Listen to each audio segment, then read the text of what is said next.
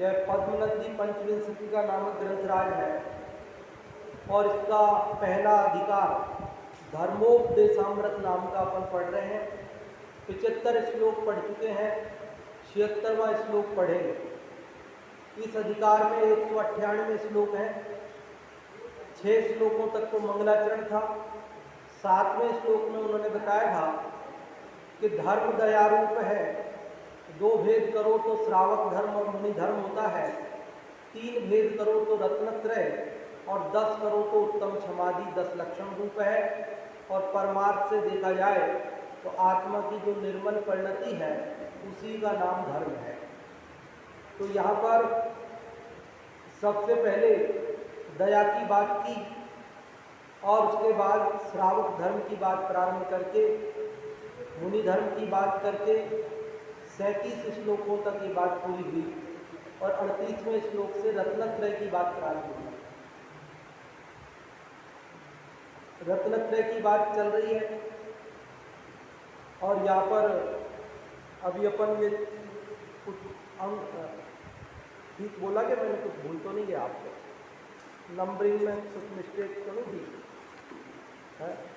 37 तक, हाँ 37 तक श्रावक धर्म की चर्चा थी और 38वें श्लोक से मुनि धर्म की चर्चा प्रारंभ हुई थी और वो चर्चा अपनी मुनि धर्म की यहाँ पूरी हुई।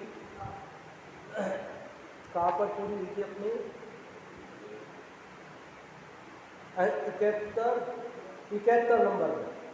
71 नंबर में मुनि धर्म की चर्चा पूरी हुई और 72 नंबर से रत्नत्रय की चर्चा चालू हुई। तो 72, 73, 74, 75 4 श्लोक तो हमने पढ़े और आज अपन उसमें 76वां 5वां श्लोक पढ़ेंगे। 75वें श्लोक में बहुत ही महत्वपूर्ण चर्चा अपन ने की थी कि कोई कहता है कि सम्यक दर्शन जरूरी है, कोई कहता है सम्यक चारित्र जरूरी है और कोई ये कहते हैं ज्ञान जरूरी है। तो क्या सम्यक दर्शन से मुक्ति होगी या सम्यक चारित्र से मुक्ति होगी और या सम्यक ज्ञान से मुक्ति होगी? तो उन्होंने एक बहुत ही प्यारा दृष्टांत देकर बताया कि जंगल में आग लगी है और वहाँ पर एक व्यक्ति आग को देख रहा है लेकिन वो दौड़ नहीं सकता क्योंकि दोनों पैरों से लंगड़ा है, इसलिए वो जलकर मर गया।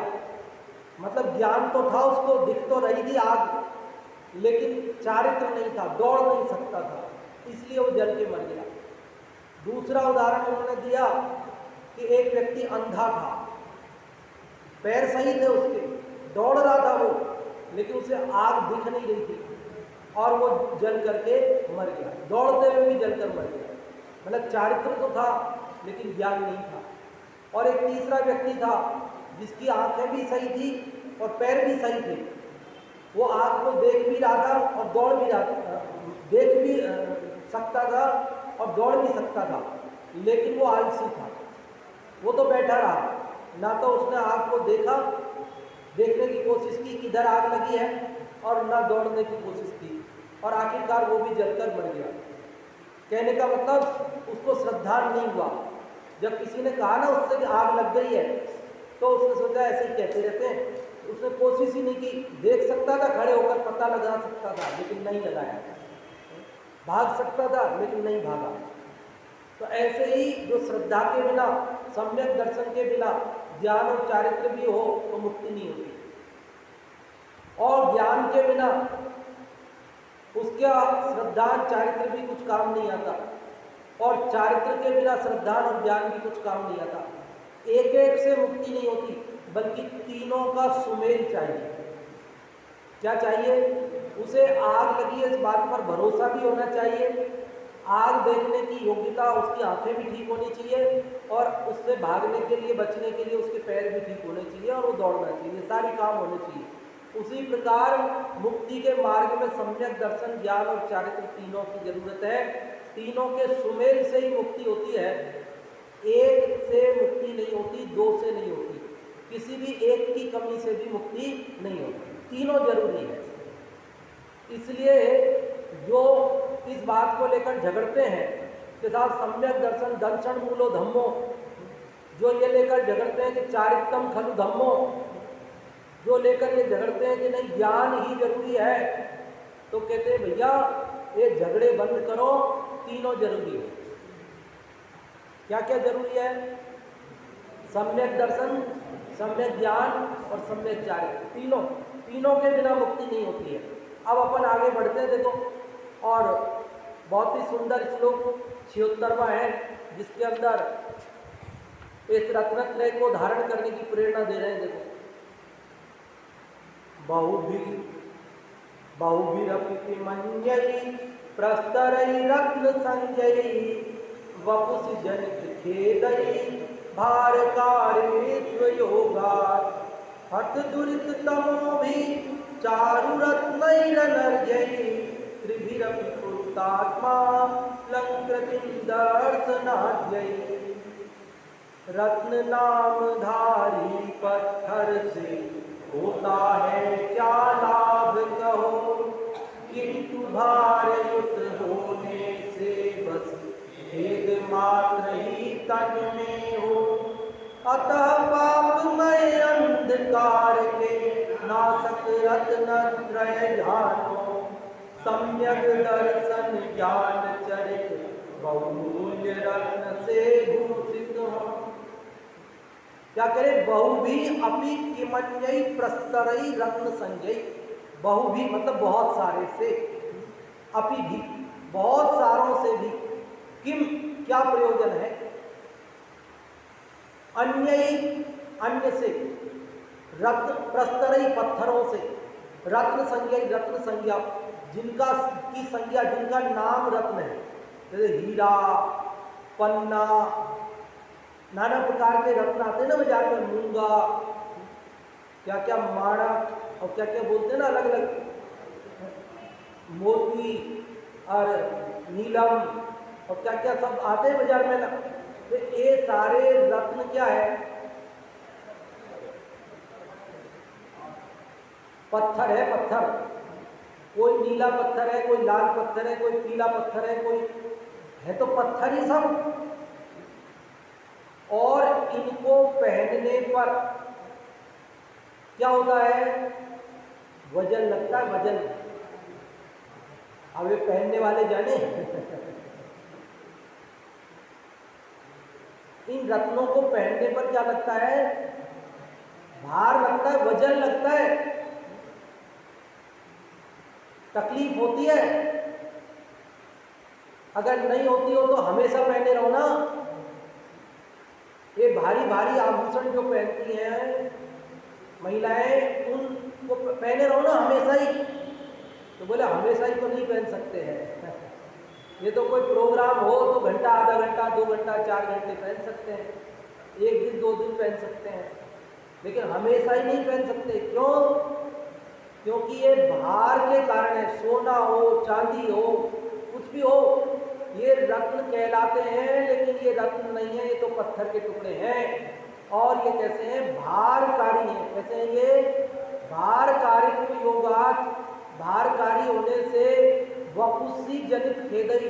वपु मतलब शरीर, वपुषि मतलब शरीर में, शरीर पर, जनित उत्पन्न करते हैं खेद, शरीर को तकलीफ देते हैं, शरीर में कष्ट पैदा करते हैं।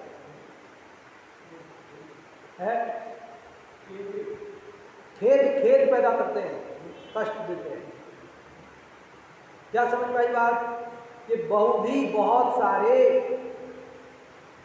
अन्य प्रस्तर रत्न संजय, अन्य पत्थरों से जो रत्न संज्ञा वाले हैं, भारकारित्व योगात्, भारकारी होने से, वजनदार होने से, वपुषि जनित खेद, शरीर पर खेद उत्पन्न करने वाले होने से, किम क्या प्रयोजन है, उनसे क्या लाभ है? बोले उन रत्नों से बस हो, उन रत्नों को धारण करने की और उनको पहनने की इच्छा से बस हो। तो बोले क्या करें फिर? तो कह रहे असली रत्न धारण करो ना, जो पत्थर नहीं है, जो भारकारी नहीं है, जो खेद उत्पन्न करने वाले नहीं है, जो आनंदकारी है, जो पाप को नाश करने वाले हैं, जो अनंत काल के लिए सुख देने वाले हैं, ऐसे 3 रत्न सम्यक दर्शन ज्ञान चारित्र है ना, उनसे सुशोभित हो जाओ भाई। क्या कह रहे हैं देखो, हत दुरित तमोही, हत मतलब नष्ट करने वाले, दुरित, दुरित क्या पाप, पाप रूपी तम अंधकार, पाप रूपी अंधकार को हनन करने वाले, नाश करने वाले चारु रत्न, चारु मतलब सुंदर, सुंदर रत्नों से, अनर्घ्य, अनर्घ्य मतलब बहुमूल्य, अमूल्य, अर्घ्य का मतलब होता है मूल्य, अर्घ्य मतलब मूल्य और अनर्घ्य मतलब अमूल्य। अपन अर्घ्य चढ़ाते हैं ना, अर्घ्य 8 दिन के बाद, वो क्या है, वो हमारी जीवन की सारी संपत्ति अर्पित करते हैं हम भगवान को। अर्घ्य क्या है, जल चंदन अक्षत पुष्प नैवेद्य दीप धूप फल, ये तो 8, और फिर बाद में क्या, अर्घ्य, अर्घ्य में 8 को मिलाकर, ये 8 क्या है, जल चंदन अक्षत पुष्प नैवेद्य दीप धूप फल, क्या है ये हमारे जीवन यापन के लिए जरूरी वस्तुओं के नाम है। जीवन यापन के लिए जो जरूरी चीजें समझी जाती है, पानी बिना चले नहीं, नैवेद्य भोजन, नैवेद्य पके हुए भोजन को बोलते हैं, नैवेद्य पका हुआ भोजन होता है ना, रोटी पूड़ी दाल सब्जी लड्डू पेड़ा, ये इसी को बोलते हैं नैवेद्य। ये तो ठीक है, उसमें चींटी आदि आ जाती है, हिंसा होती है, इसलिए हमने अल्प हिंसा के लिए उसका प्रतीक बनाकर सफेद चटक चढ़ा दी, पर उस नैवेद्य का अर्थ देखने जाओगे आप डिक्शनरी में तो पका हुआ भोजन होता है इसका। तो ये सारी जो जीवन यापन की वस्तुएं हैं, हमने वो सब क्या किया, मिलाकर अर्घ्य में अर्पित कर दी। क्या कहा कि भैया हे भगवान, हमें अब ये सब नहीं चाहिए, हमें ये सब नहीं चाहिए। अच्छा, तुमको ये सब नहीं चाहिए, इनके बिना तुम्हारा काम कैसे चलेगा, खाओगे नहीं, पियोगे नहीं, पहनोगे नहीं, ये सारी चीजें तुम हमको दे दोगे, फिर क्या करोगे तुम। तो हमने भगवान से कहा क्या, ज्ञानत की जो शिव खे, की जो नहीं, कीनो, ज्ञानत कीनो शिव खेत भूमि समर्पत हो, बोलते ना मन, यह अर्घ कियो निज हेत तुमको अर्पत हो, ज्ञानत कीनो शिव खेत भूमि समर्पत हो। अर्थ पता है इसका, ये तो बोलते ही है ना अपन तो, अभी 10 लक्षण में तो रोज ही बोली होगी। क्या अर्थ है इसका, वो कह रहे हैं यह अर्घ कियो निज हेत, ये जो अर्घ है ना, अर्घ ये मैंने अपने लिए बनाया था भगवान, आपके लिए नहीं बनाया था मैंने, बनाया किसके लिए था, ये धन संपत्ति, ये खाना पीना पहनना ओढ़ना, ये सारा सामान मैंने किसके लिए जुटाया था, मेरे लिए, आपके लिए नहीं। यह अर्घ कियो निज हेत तुमको अर्पण, किया तो मेरे लिए था लेकिन मैं आपको अर्पण कर रहा हूं।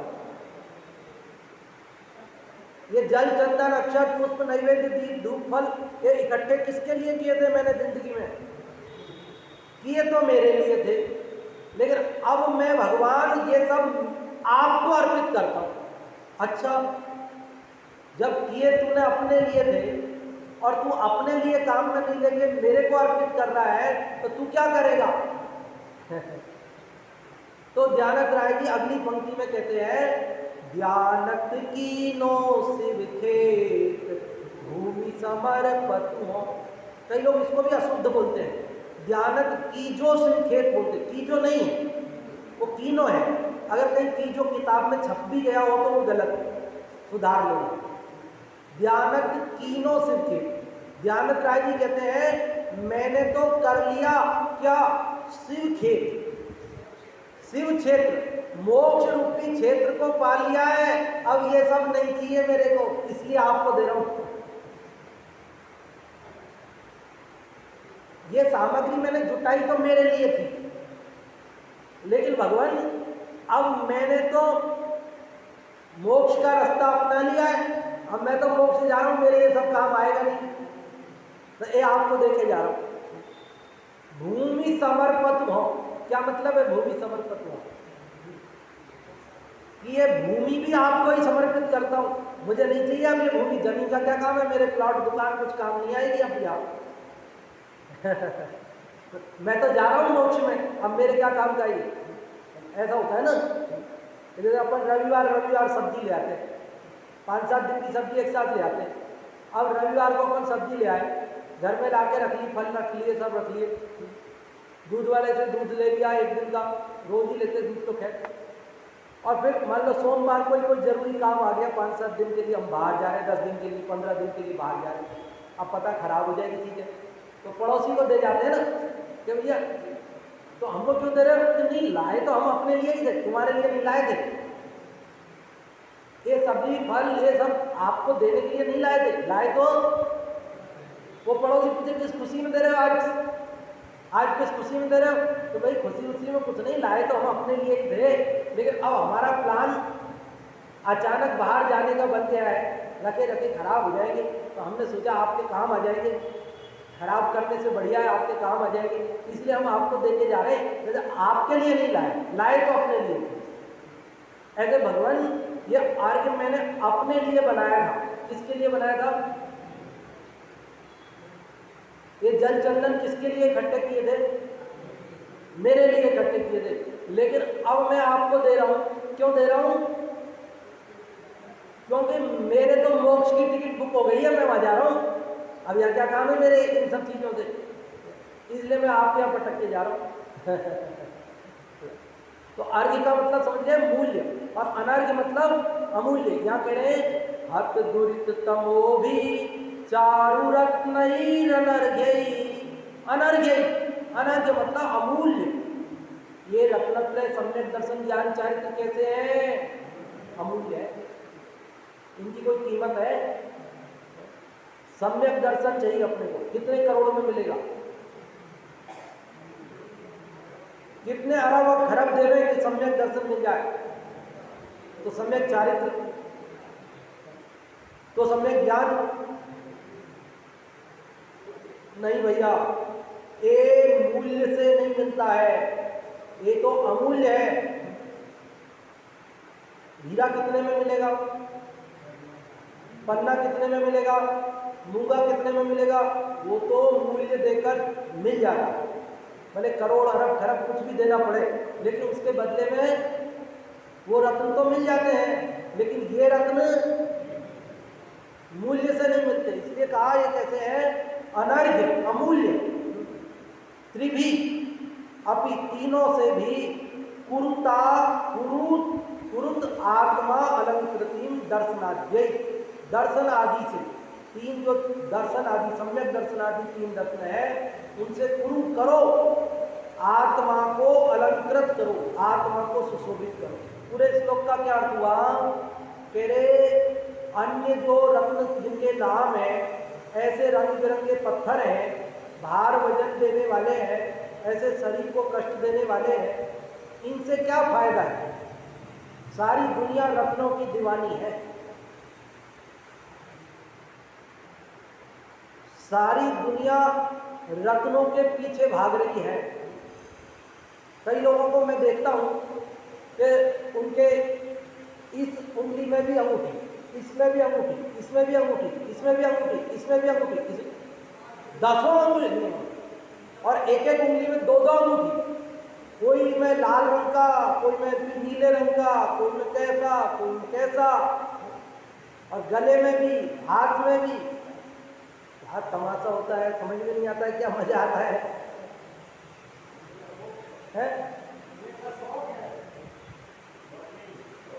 मेरे तो सगाई में आई थी सोने की अंगूठी, वो भी रखी है, पहनने का मन ही नहीं करता है। फिर कभी कोई फंक्शन होता है तो घर वाले कहते पहन लो भाई, पहन लो, तो पहन लेता हूँ, तो 1-2 दिन में वापस उसको उतार के रख देता हूँ, क्योंकि बेवजह की अड़चन आती है ना, हाथ साफ करने में, धोने में, सब में आफत है। और आप कितना ही रख लो ना, उसके उस हिस्से में अंदर तो जो कचरा गया सो गया, वो थोड़ी निकलता है फिर, है। हाँ, जिन्होंने अंगूठी पहनी उनके हाथ से महाराज ने आहार नहीं किया, सही बात है, कैसे लेंगे? अंगूठी के अंदर की सफाई तो होती नहीं है, वो कैसे होगी सफाई? और अब वो उसी हाथ को आप आटा लगा रहे हो, उसी हाथ में पानी डाल रहे हो, वही हाथ आप मतलब दूसरे काम कर रहे हो, लिक्विड चीज़ों में आम रस बना रहे हो उसी हाथ से। अब वो अंगूठी के अंदर का जो मलबा है वो सब उसमें घुल रहा है, तमाम गंदगी हो रही है, लेकिन अपने को कुछ खबर नहीं है उसकी। अपन तो समझ रहे आने, और वो उसका मलबा उसमें अंदर अंगूठी में भी वो आम की चिपचिपाहट अंदर घुस रही है, लेकिन अपने को आदत पड़ गई है वो चिपचिपाहट सहन करने की। पता नहीं पड़ता है। या तो कह रहे भैया सम्यक दर्शन ज्ञान चारित्र विधि रत्न है इसलिए, इन रत्नों से अपने को सुशोभित करो। किससे सुशोभित करो? देखो बहुत मार्मिक है, बहुत प्रेरणादायी है। पद्मनंदी आचार्य कह रहे भैया ये रत्नों के दीवाने हो रहे हो, तो तुम्हें पता है ये रत्न तो पत्थर है, ये तो जो है तुम्हारे भार शरीर पर बोझा है, ये तो शरीर में खेद पैदा करते हैं। तो महंगा जूता भी खरीद के लावे पहने तो छाला कर देता है, काटता है। क्यों? ये परिग्रह का यही स्वरूप है, बाहर की वस्तुओं का यही स्वरूप है। कितनी भी बढ़िया से बढ़िया जगत की चीज ले लो, लेकिन वो भी बढ़िया से बढ़िया भोजन किया, फिर बोले आप पेट खराब हो गया। पेट खराब हो गया, बढ़िया भोजन था, आपकी पसंद का था। क्या है तमाशा? एक जगत की बाहर की वस्तुएं बाहरकारी है, बाहर की वस्तुएं शरीर को कष्ट देने वाली है, आत्मा को तो कष्ट देने वाली है ही, लेकिन शरीर को भी कष्ट दे, शरीर को भी तो आराम नहीं है।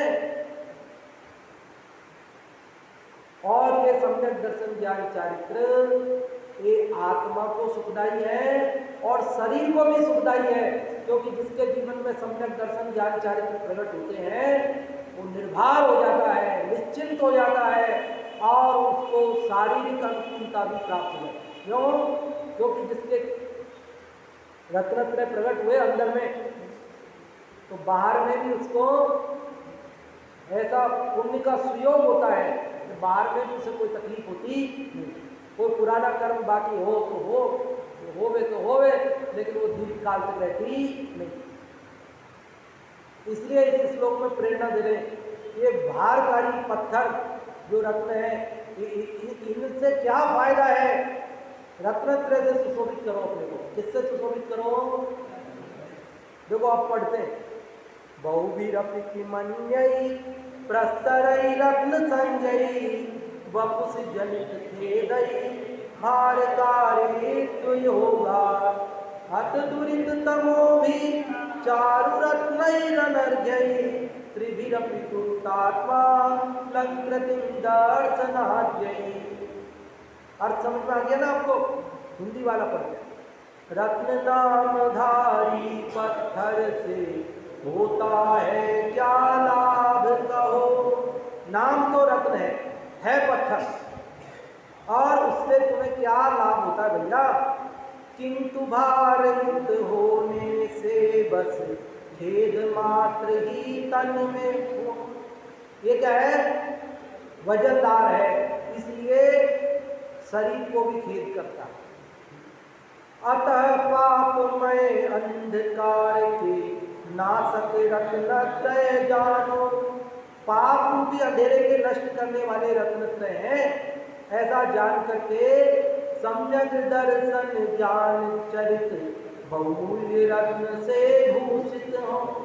अब देखो संस्कृत और हिंदी में जो अंतर है अब आपको समझ में आ रहा है। मूल में जो आनंद है वो हिंदी में नहीं है। बहुमूल्य कहाँ लिखा है इसमें? बहुमूल्य तो कहीं लिखा ही नहीं है संस्कृत में।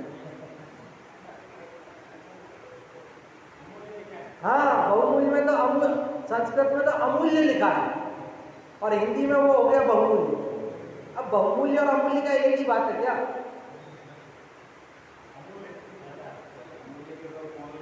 है बहुमूल्य और अमूल्य एक ही चीज हो गई क्या? अरे जमीन आसमान का अंतर है, बहुमूल्य है ना, कितना मूल्य चुका देंगे सब? बोलो तुम तो रेट बोलो, बहुमूल्य रेट बोलो। तो नहीं तुम तो नहीं, तुम रेट तो बोलो। कितना भी महंगा हो तो कोई तो खरीद लेगा। वो गलीचा राजा नहीं खरीद सका तो सुकमाल सेठ ने खरीद लिया। बहुमूल्य है ना तुम्हारा रत्न कंबल, बहुमूल्य, राजा नहीं खरीद सका, सुकमाल सेठ ने खरीद लिया, कोई तो खरीदेगा। लेकिन ये रत्न बहुमूल्य नहीं है भैया, ये तो अमूल्य है। ये अंतर आता है, समय के साथ में अंतर आ जाता है, इसलिए हम कहते हैं मूल से पहुंचे। इसलिए कहते हैं क्योंकि वो बात नहीं आती, रह जाती है वो बात। अब हिंदी करने वालों की मजबूरी रहती है, उनकी मजबूरी है कि उनको छंद भी बिठाना है, मात्राएं भी बिठानी है, सारी चीज़ें बिठानी है। अब वो भी क्या करें, उनकी मजबूरी है, हम उनको दोष नहीं दे रहे। उन्होंने हिंदी किया उसके लिए हम उनका आभार व्यक्त कर रहे हैं। कम से कम जो संस्कृत नहीं समझते वो समझ तो पा रहे हैं, कुछ तो समझ पा रहे हैं, ज़्यादा नहीं तो थोड़ा सही समझ में तो आ रही बात। तो जिन्होंने किया उनका तो अभिनंदन है? हाँ, उनका तो अभिनंदन है, उनकी तो हम आभार मानते हैं। लेकिन ये उनकी किसी एक की बात नहीं, ये मजबूरी है। अब हम भी आपको बता रहे तो हम भी थोड़ी पूरा बता पा रहे हैं आपको, हमसे भी रह रही होगी कमियां, जरूर रह रही होगी, नहीं रहे ऐसा संभव नहीं है। लेकिन जो मूल में लिखी है वो बात अलग है। समय के साथ वो अपनी योग्यता भी घटती रहती है ना, ज्ञान भी घटता रहता है समय के साथ में। ये ऐसा स्वरूप है जीवों का, अवसर काल है। इसलिए अपने को जितना, आपको अगर शुद्ध गंगा जल चाहिए तो गंगोत्री में जाना पड़ेगा। इलाहाबाद में गंगा जल भरोगे तो काम नहीं आएगा। आप इलाहाबाद में गंगा जल भरोगे और फिर कहोगे कि गंगा जल ऐसा मैला होता है क्या? गंगोत्री में जाओ, शुद्ध गंगा जल चाहिए तो क्या वो यमुना आप ताजमहल के पीछे से वहां से भरोगे, आगरे में से, वो यमुनोत्री में जाके भरो आप। तो मूल जो प्राकृत में, संस्कृत में हमारे आचार्यों ने जो बात कही है ना, वहां से जब अपन पढ़ते हैं तो उसका भाव अलग ही ख्याल में आता है। देखो क्या कह रहे हैं, तो अमूल्य रत्न है। अर्थ पढ़ते देखो यहाँ से, संसार में यद्यपि रत्न संज्ञा बहुत से पत्थरों की भी है। संसार में यद्यपि रत्न संज्ञा बहुत से पत्थरों की भी है, किंतु उनसे कुछ भी प्रयोजन नहीं। किंतु उनसे कुछ भी, क्योंकि वे केवल भारभूत होने के कारण शरीर को खिन्न करने वाले ही हैं। जगत को समझ में नहीं आती, जगत में बात समझ में नहीं आती। अब क्या करें, हमने उल्टी पढ़ाई पढ़ी है तो और या जगत ने उल्टी पढ़ाई पढ़ी है, क्या करें? जगत की बात से हमारी बात मेल नहीं खाती, क्या करें? जगत तो जो बात कहता है हम उससे बिल्कुल विपरीत बात कहते हैं, और जगत में अकेले पढ़ते हैं। दुनिया कहती है अब ये भी है, ये भी सब आप कहां से नए आए हो, नई बात लेकर आए हो, क्या करें, कहां से नए? हम तो अपने को भाग्यशाली मानते हैं कि हमें बचपन से बात मिल गई। जगत से मेल नहीं बैठे तो नहीं बैठे, क्या करें? नहीं बैठे तो नहीं बैठे, क्या करें? क्या कह रहे भैया, संसार में यद्यपि रत्न संज्ञा बहुत से पत्थरों की भी है, किंतु उनसे कुछ भी प्रयोजन नहीं, क्योंकि वे केवल भारभूत होने के कारण शरीर को खिन्न करने वाले ही हैं। अरे भैया, खिन्न करने वाले, आपको कहां तक विस्तार करूं मैं? आप कुछ एक चैन के चक्कर में जान संकट में पड़ती है। स्कूटी पे जाती हुई महिला रोज सुनते हैं चैन खींच ली। अरे चैन तो गई सो गई, कोई बात नहीं, लेकिन चलती स्कूटी से महिला गिर गई, कहीं हाथ में फ्रैक्चर हो गया, कहीं पैर में फ्रैक्चर हो गया, कहीं माथे में चोट लग गई, कहीं बेहोश, जिंदगी भर के लिए कहीं प्राण संकट में पड़ गए, लेकिन रोज सुनते इसकी चैन गई, उसकी गई, लेकिन मेरी थोड़ी जाएगी।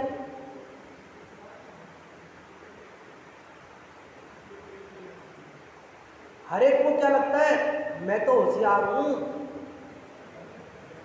उसने लापरवाही की होगी, मैं तो बहुत सावधानी से,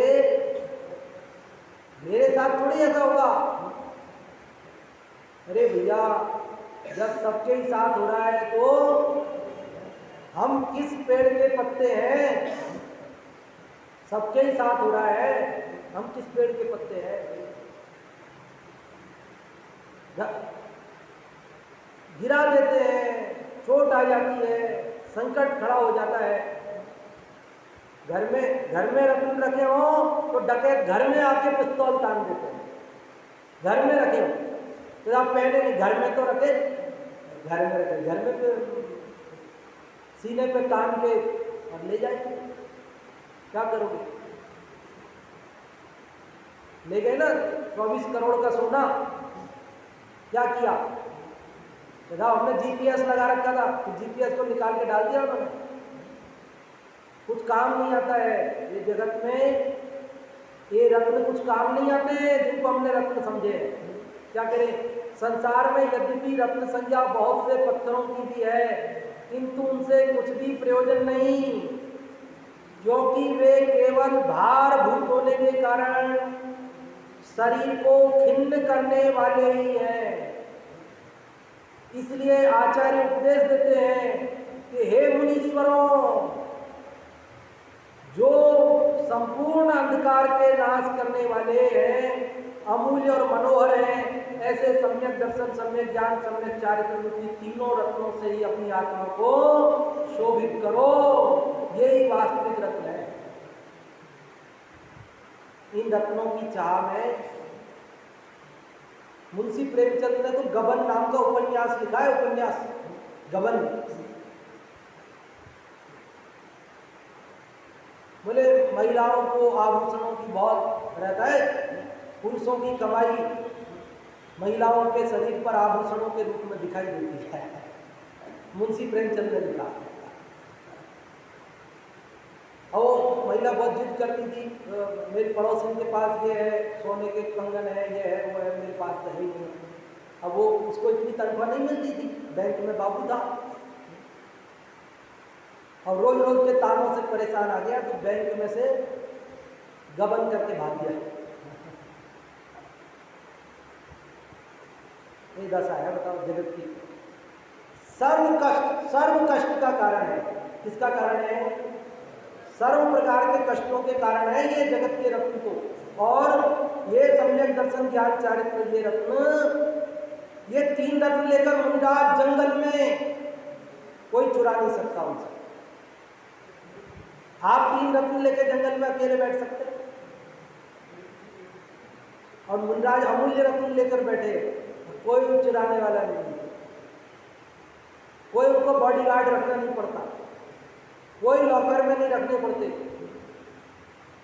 ऐसे रत्नों से सुशोभित हो भाई, ऐसे रत्नों से सुशोभित हो।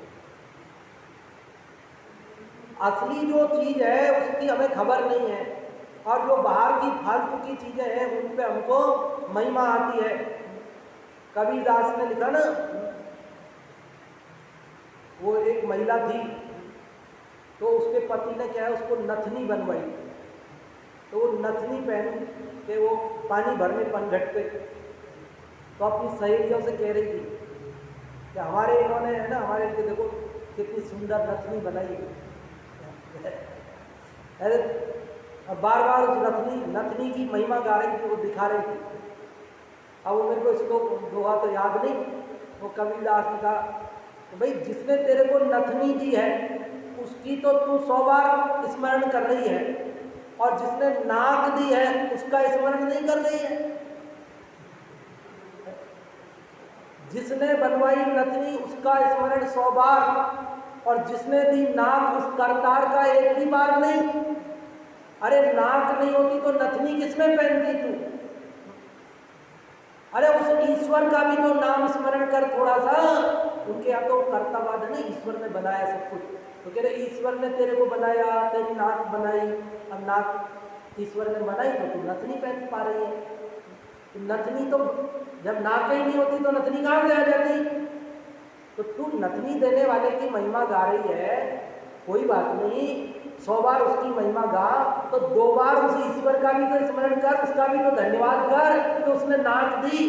तो ऐसे ही भैया ये जगत की वस्तुओं की तुझे महिमा आती है, लेकिन ये जगत की वस्तुओं को जानने के लिए ये ज्ञान, दर्शन, चारित्र, जो मेरे आत्मा के गुण, ऐसे अनंत गुणों का धारी मैं आत्मा, उसकी महिमा मेरे को आनी चाहिए। उसे अपने रत्नत्रय गुणों से सुशोभित करना चाहिए। समय पूर्णता को प्राप्त हो रहा है, इसलिए बहुत ज़्यादा विस्तार नहीं देते हैं, लेकिन आप समझ गए ना क्या कहना चाह रहे हैं। आचार्य पद्मनंदी देव क्या कहना चाहते हैं? भैया जिन रत्नों को तुम रत्न समझ रहे हो ये तो पत्थर है। जिन रुपए पैसे, सोना चांदी, मकान दुकान, इसके पीछे भाग रहे हो ना, ये सब तो यहीं रहने वाले हैं।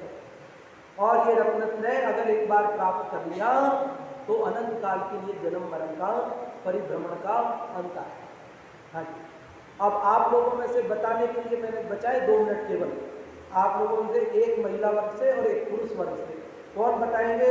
इस 76वें श्लोक में आपने जो भी सुना, जो भी भाव, जो भी बात आप बताना चाहो, 1 लाइन, 2 लाइन, 4 लाइन, जितना भी आप बताना चाहो, एक पुरुष को और एक महिला को।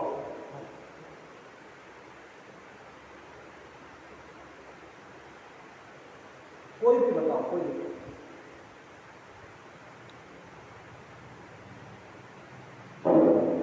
इस श्लोक में आचार्य उपदेश देते हैं कि जो वास्तविक रत्न है, जो हमें आत्मा को शोभित करता है, अमूल्य है, मनोहर है, जो संपूर्ण अंधकार का नाश करने वाला है, ऐसे सम्यक दर्शन, ज्ञान और चरित्र की महिमा बताते उपदेश देते उसको धारण करो।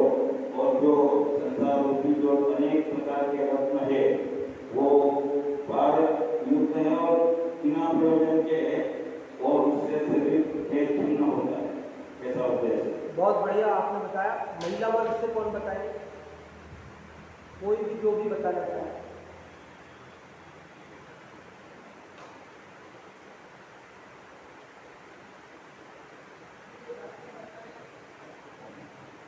बटन चालू। जो आपने रत्न बताए हैं, ये तो रत्न नामधारी रत्न है, इससे कोई लाभ नहीं है। और ये भार युक्त होते हैं और शरीर को भी खेत उत्पन्न करने वाले, शरीर को भी दुख देने वाले हैं। इसलिए इस पाप में अंधकार को नाश करने के लिए सम्यक रत्नात्रय की जो सम्यक चारित्र बहुमूल्य रत्न है, उन्हीं को मतलब ये वास्तविक रत्न है। हाँ जी, बहुत अच्छा मौसी जी आपने बताया, बहुत बहुत धन्यवाद। अब अपना समय पूरा हुआ, जिनवाणी स्तुति करेंगे और अगला श्लोक कल पढ़ेंगे अपन।